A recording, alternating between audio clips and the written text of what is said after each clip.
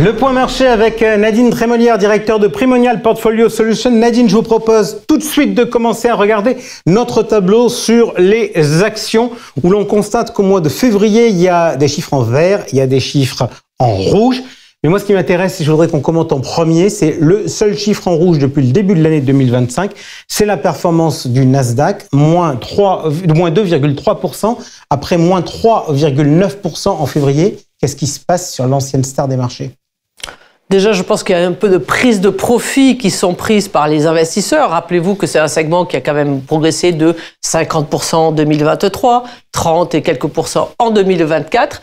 Les vents sont peut-être un petit peu moins favorables. On a quand même des marchés qui sont surévalués. Même si on ne parle pas forcément de bulles, on sait quand même qu'on a un peu de survalorisation, des ratios de valorisation qui sont relativement hauts. Donc déjà, je pense qu'il y a un petit peu de prise de profit là-dessus, au-delà d'un certain nombre de peut-être de vents un peu contraires sur l'ensemble de la place américaine. Alors, vent contraire sur la place américaine, on a beaucoup l'an dernier parlé des 7 magnifiques, en disant que c'était elles qui tiraient la performance. On voit que le Standard & Poor's est en recul de 1,3% sur le mois. Que se passe-t-il ? On arrive à avoir une rotation sectorielle. On a au contraire un mouvement géographique au profit de zones délaissées telles que l'Europe et la Chine. Quel est votre sentiment ? Alors, je pense qu'il y a deux phénomènes. Déjà, aux États-Unis, il y a peut-être un petit peu de montée des incertitudes parce qu'on voit à quel point Trump est peut-être un peu moins favorable au business que ce qu'on avait imaginé il y a quelques semaines. Rappelez-vous, Trump 1 avait principalement, comme première mesure, baissé la fiscalité des entreprises. Il avait, et là on est dans un Trump 2 qui quelque part met une guerre commerciale qui est pas forcément favorable, quoi qu'on en dise, sur du court terme à toutes les entreprises. Donc déjà, on a un peu ce changement de paradigme qui se fait. Et puis, quand on regarde le Russell 2000, c'est-à-dire les petites entreprises, depuis l'élection de Trump, elles sont négatives. Donc c'est un peu davantage, je pense, une prise de profit sur l'ensemble du marché. Et comme vous le disiez très justement, il y a peut-être effectivement un peu de rotation sectorielle ou de rotation géographique envers des zones qui ont été vraiment délaissées pour le coup en 2023 et 2024, qui sont l'Europe et la Chine, oui. Ok, on regarde, si vous le voulez bien, tout de suite la partie des taux d'intérêt, avec un tableau où, franchement, il n'y a pas beaucoup de changements d'un mois sur l'autre, si on prend les fins de mois sur fin de mois. L'élément majeur, vous savez que j'ai une stat que j'adore, c'est mon fameux spread entre le 10 ans américain et le 10 ans allemand. On était monté à plus de 200 points de base fin janvier. On revient dans une situation qu'on a plus connue dans les derniers mois, qui était aux alentours de 180 points de base.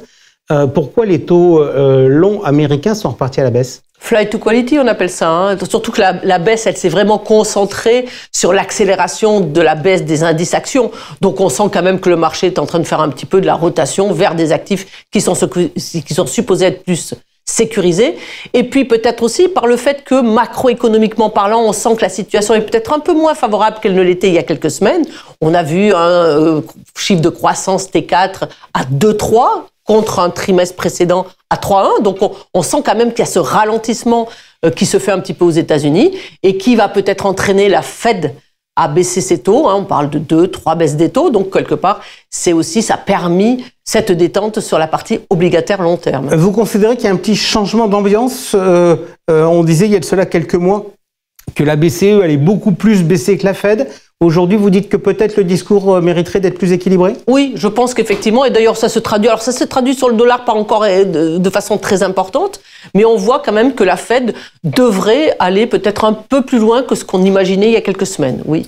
Parfait. On regarde maintenant tout de suite l'évolution de l'allocation d'actifs. Et le mois dernier, je vous avais posé une question qui était de dire je ne comprends pas alors que on commençait à parler des difficultés sur le Nasdaq et qu'on avait de la tech. Je comprenais pas l'excellente performance, et vous me l'aviez expliqué, notamment par l'excellente performance du fonds tech qui avait été sélectionné. Là en revanche, moins 0,3%. On se dit que ça peut paraître un peu bizarre vu le profil du portefeuille.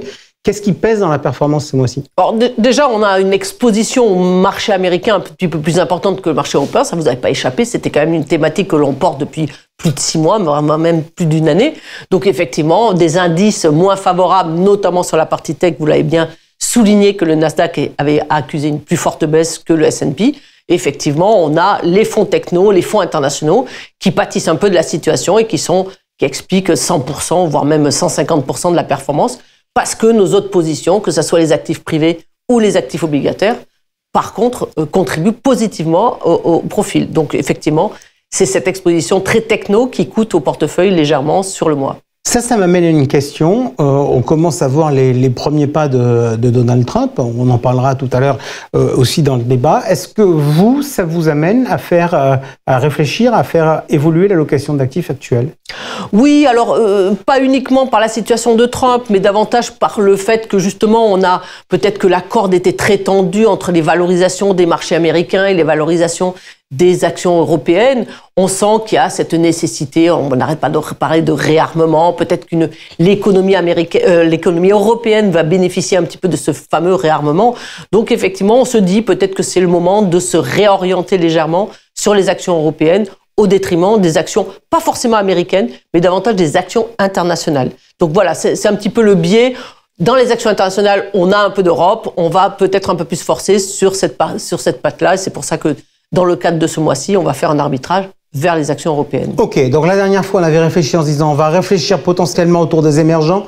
In fine, l'arbitrage s'est plutôt fait au niveau des grandes actions internationales, plutôt avec un biais croissance. Plutôt avec un biais croissance, oui. Donc là, on revient sur l'Europe. Est-ce que c'est facile de trouver des bons produits sur l'Europe? Voilà, la problématique, c'est ce qu'on voit, c'est que visuellement, les indices sont positifs sur l'Europe au mois de février. Et quand on regarde les fonds, la réalité des fonds, c'est que les fonds sont souvent en négatif ou autour de zéro. Pourquoi? Parce que on sait très bien que les secteurs qui ont bien marché sur l'Europe depuis quelques semaines et qui entraînent les indices, ce sont les bancaires et ce sont les industries de l'armement. Et malheureusement, quand on regarde l'écosystème des fonds européens qui nous sont donnés, on s'aperçoit que souvent ils sont sous-pondérés sur les bancaires et puis surtout leurs critères ESG, et on a de plus en plus de fonds qui sont labellisés ISR ou avec un développement durable, un prisme de développement durable, exclut le secteur de la défense.